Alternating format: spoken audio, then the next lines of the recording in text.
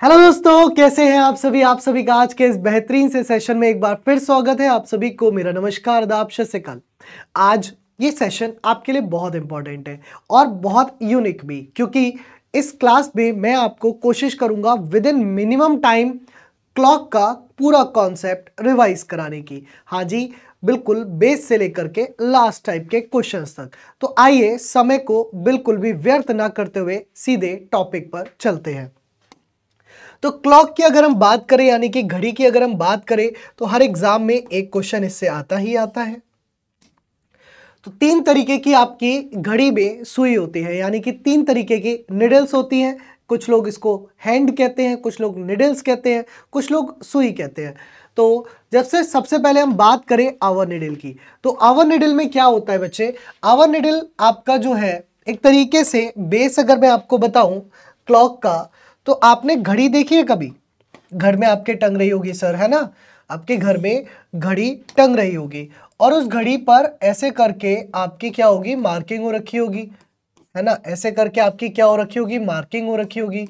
1 2 4 5 6 7 8 10 और 11, इस तरीके से करके आपके मार्किंग हो रखी होगी। और उसमें आपको तीन निडल्स जो है वो दिखाई देती होंगी। 1 घंटे की सुई होती है, उसमें 1 मिनट की होती है और 1 सेकंड की होती है। अच्छा, अगर हम इस सर्किल की बात करें, तो इस पूरे सर्किल में अगर हम कोण देखें तो ये क्या है, एक सर्किल है। सर्किल यानी कि ये क्या है, एक वृत्त है। और वृत्त का जो कोण होता है वो 360 डिग्री का होता है। अब ये 360 डिग्री का यूज कहाँ आएगा?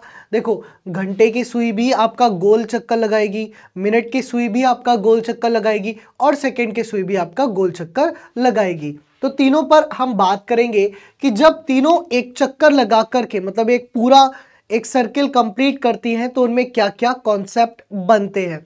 जैसे घंटे की सुई की बात करूं तो 12 घंटे में है ना कितना डिग्री, 360 डिग्री। क्योंकि जो घंटे की सुई है वो एक चक्कर लगाने के लिए 12 घंटे का समय लेगी। तो यानी कि 12 घंटे का बराबर हो जाएगा 360 डिग्री के, क्योंकि सर्कुलर जो एंगल होता है वो 360 डिग्री का होता है वृत्त के अंदर कोण। तो यहाँ पर कहेंगे कि 1 घंटे में कितना हो गया, तो भैया 1 घंटे में हो गया 30 डिग्री। 12 तिया 36, तो 12 से डिवाइड किया तो 1 घंटे में कितना हो गया आपका, 1 घंटे में हो गया आपका 30 डिग्री। फिर उसके बाद आप देखो कि हम जानते हैं कि 1 घंटे में क्या होते हैं बच्चा, 60 मिनट होते हैं। यानी कि यहां से कहा जाएगा कि 60 minute is equal to 30 degree.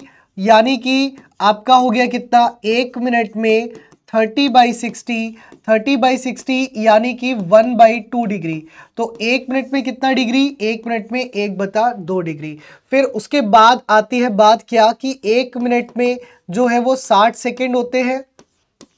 तो यानी कि 60 सेकेंड बराबर 1/2 डिग्री। तो आपका 1 सेकेंड बराबर हो गया 1/2 इंटू 1/60, यानी कि 1 सेकेंड इज इक्वल टू हो गया 1/120 डिग्री। कितना हो गया, 1 सेकेंड का मान हो गया 1/120 डिग्री। ठीक है। फिर अगर हम यहां पर दूसरा कॉन्सेप्ट देखें, ये तो हो गया मिनट की बात। अब आ गई सेकेंड की, ये तो हो गई घंटे की सुई की बात। घंटे की सुई में 1 घंटे में, 1 मिनट में और 1 सेकेंड में आपने कोण निकाल लिए। फिर उसके बाद आती है आपकी मिनट की सुई। मिनट की सुई पूरा एक चक्कर लगाने के लिए 60 मिनट का समय लेती है और 60 मिनट का समय जो है वो 360 डिग्री के बराबर होता है। तो 1 मिनट का समय जो है वो कितना हो गया, 360 डिवाइडेड बाई 60, यानी कि 1 मिनट का समय जो है वो आपके 6 डिग्री के बराबर हो गया। 1 मिनट में आप जानते हैं क्या होते हैं, 60 सेकेंड होते हैं। अर्थात 60 सेकेंड बराबर 6 डिग्री हुआ, तो 1 सेकेंड बराबर 1/10 डिग्री हो गया। तो मिनट की सुई का कॉन्सेप्ट समझ में आ गया, घंटे की सुई का कॉन्सेप्ट समझ में आ गया। तीसरा कॉन्सेप्ट होता है सेकेंड की सुई, जो कहती है कि 60 सेकेंड में 360 डिग्री चलेंगे हम, तो 1 सेकेंड में कितना चलेंगे, तो 1 सेकेंड में हम 6 डिग्री चलेंगे। तो ये तीनों प्रकार की सुई हैं। अब इनके बाद एक बेसिक फॉर्मूला जो कि रीजनिंग के अंदर, क्लॉक के अंदर डेवलप होता है, वो फॉर्मूला कहता है कि sir theta is equal to theta is equal to mod of h into 30 minus 11/2 into minute. अब mod of h into 30, h का मतलब होता है आवर यानी कि घंटे, m का मतलब होता है मिनट और थीटा का मतलब होता है एंगल, है ना। यहां से एक फॉर्मूला और बनता है, अगर हमको m निकालना होता है किसी भी एंगल पर, तो वो फॉर्मूला हो जाता है आपका 2/11 h into 30 plus minus theta. वो फॉर्मूला हो जाता है आपका 2/11 h into 30 plus minus theta. ये फॉर्मूला इसी फॉर्मूले में से ड्राइव किया गया है, तो कुछ अलग से नहीं है, ठीक है। अब इसको देखिए अप्लाई करते हैं, इसके एप्लीकेशंस देखते हैं। तो जैसे कि यहाँ पर बोला गया कि 46 सेकेंड में मिनट की सुई द्वारा बनाया गया कोण कितना होगा। बिल्कुल सही सुना आपने कि आज की क्लास मैक्सिमम 10 to 12 मिनट के अंदर मैं पूरा क्लॉक आपको रिवाइज करा दूंगा, है ना, 10 से 12 मिनट में मात्र।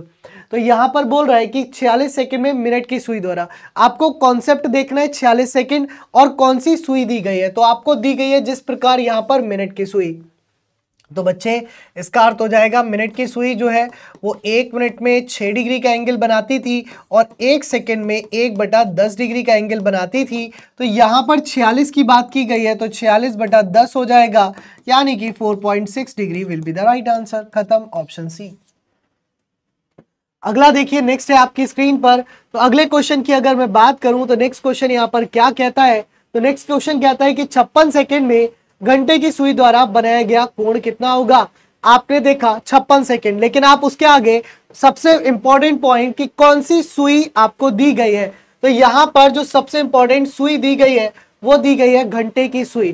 तो आप क्या कहेंगे, आप कहेंगे घंटे की सुई 1 घंटे में 30 डिग्री का एंगल बनाती है, 1 मिनट में 1/2 डिग्री का एंगल बनाती है और 1 सेकेंड में 1/120 डिग्री का एंगल बनाती है। तो यहां पर 56 की बात की गई है, तो 56 सेकंड में कितना हो जाएगा 56/120, यानी कि 8 से काटा तो 8 7 56 और 15 8 120, तो 7/15 डिग्री का एंगल जो है वो आपका बन जाएगा। 7/15 डिग्री का जो एंगल है वो आपका बन जाएगा। नेक्स्ट अगर हम बात करते हैं यहाँ पर, अगले आगे बढ़ते हैं, तो वो बोलता है कि 3:30 बजे घड़ी की दोनों सुइयों के बीच का आंतरिक कोण कितना होगा। अब ये आंतरिक कोण क्या है और ये बाहरी कोण क्या है, तो यहां आप ध्यान दीजिएगा दो चीजों पर कि हमारे पास दो कोण होते हैं, एक होता है हमारा इंटरनल एंगल, एक होता है हमारा इंटरनल एंगल और एक होता है हमारा एक्सटर्नल एंगल। ठीक है, दो तरीके के कोण होते हैं, एक होता है इंटरनल एंगल, एक होता है एक्सटर्नल एंगल।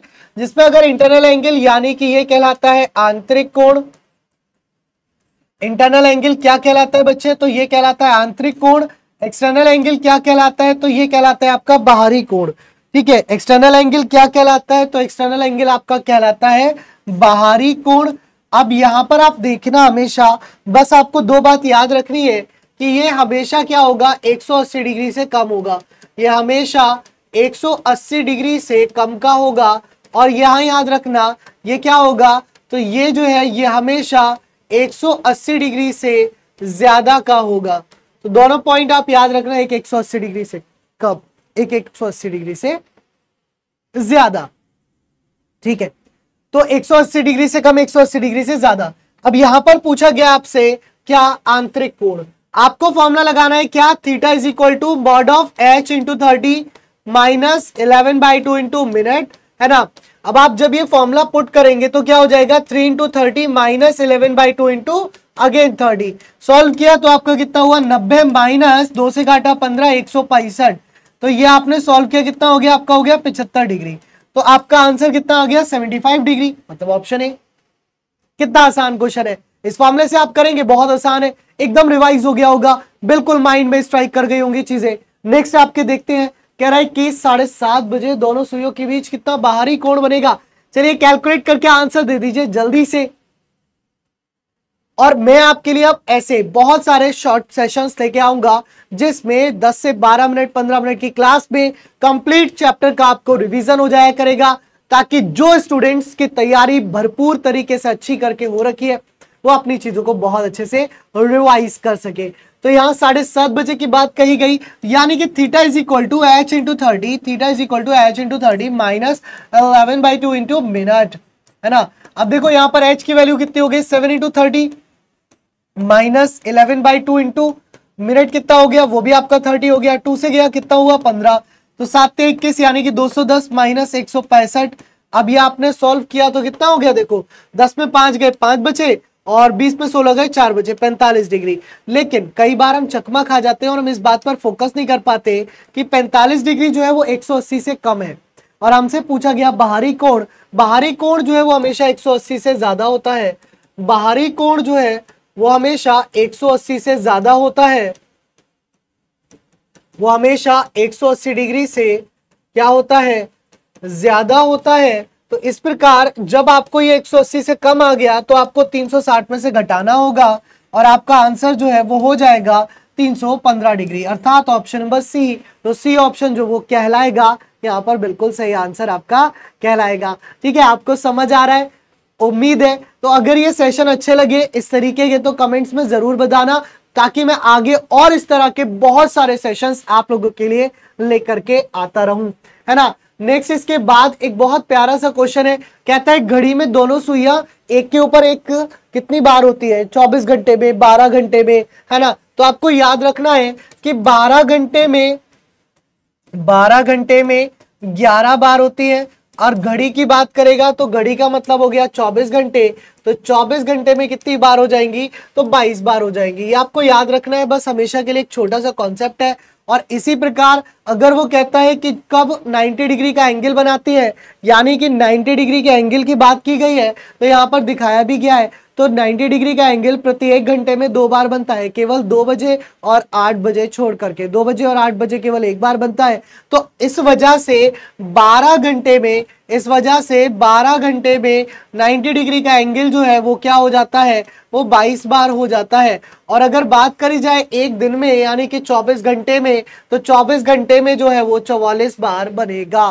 कितनी बार बनेगा, 44 बार आपका जो है वो कोण समकोण बनेगा। ठीक है, चलिए तो इस तरीके की आज के ये जो आपका क्लॉक का सेशन था वो इतना ही है। अब जो इसका नेक्स्ट मैं सेशन लेके आऊंगा उसमें मैं आपको समझाऊंगा कि किस तरह से क्लॉक में अपोजिट एंगल्स पर आप टाइम निकालोगे। मतलब अगर आपको 180 डिग्री का एंगल दिया गया होगा तो 3 से 4 बजे के बीच का समय क्या हो रहा होगा, या आपको अगर 75 डिग्री का एंगल देगा तो 2 से 3 के बीच में समय क्या हो रहा होगा, और कब मिरर इमेज बनेगी यानी कि दर्पण प्रतिबिंब, और कब उसकी वाटर इमेज बनेगी। तो इस तरीके की बेहतरीन ट्रिक्स के लिए, इस तरीके के बेहतरीन सेशंस के लिए आप इस क्लास में जरूर जुड़े रहिए। आपके लिए मैं ऐसे ही सेशंस लेके आऊंगा। तो ये वाली क्लास में एक बार आप कमेंट्स करके जरूर बताइएगा कि आपको अगर इस तरीके के और सेशंस चाहिए तो please comment fast. UP exams वाले के साथ जुड़े रहिए। तब तक के लिए जय हिंद, जय भारत।